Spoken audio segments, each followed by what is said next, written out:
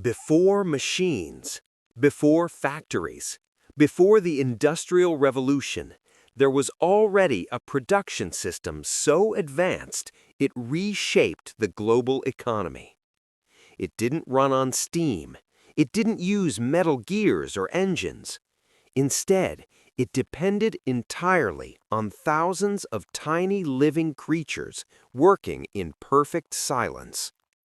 What they produced was stronger than steel, smoother than any fabric, and so valuable that it became a symbol of power across the world.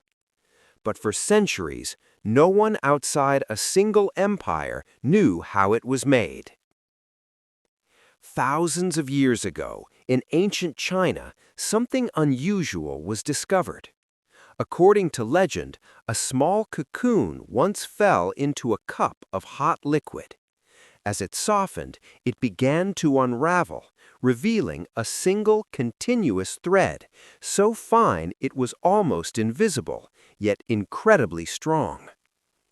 That thread would go on to change history. It came from a tiny creature known as the silkworm. At first glance, it's nothing special. Just a small, pale worm, barely noticeable. But its life cycle hides one of nature's most incredible engineering processes. It begins as an egg, no larger than a grain of sand. When it hatches, the worm has only one purpose: to eat. And it eats almost constantly, feeding exclusively on leaves from the mulberry tree. Over the course of about a month, it grows rapidly, expanding to nearly 10,000 times its original size. Then, something remarkable happens. The silkworm begins to build. From special glands inside its body, it releases a liquid protein. As this liquid touches the air, it hardens instantly into a solid filament. Slowly, continuously, the worm wraps itself inside this thread. Back and forth, thousands of times, forming a protective shell known as a cocoon. But this isn't just any structure. A single cocoon can contain hundreds of meters of uninterrupted fiber, one of the longest natural threads found anywhere in the world. Ancient Chinese civilizations realized something extraordinary. If this thread could be carefully extracted, it could be turned into something far more valuable than anyone had ever seen. And so they built a system. Thousands of silkworms were raised in controlled environments, fed mulberry leaves, and allowed to grow under watchful care. When the cocoons were ready, they were placed into hot water. This step was crucial.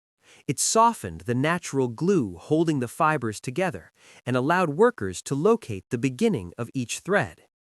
With careful precision, multiple strands were combined and reeled together into a single, stronger yarn.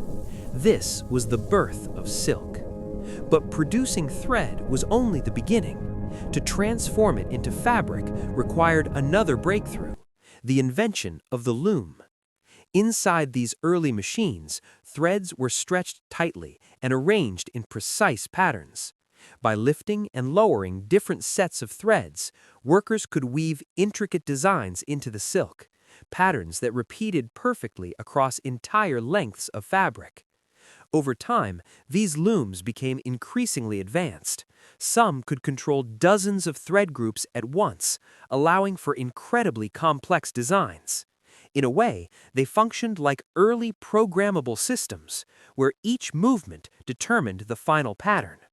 The result was unlike anything the world had ever seen. Silk was lighter than cotton, smoother than wool, and incredibly strong. It shivered in the light.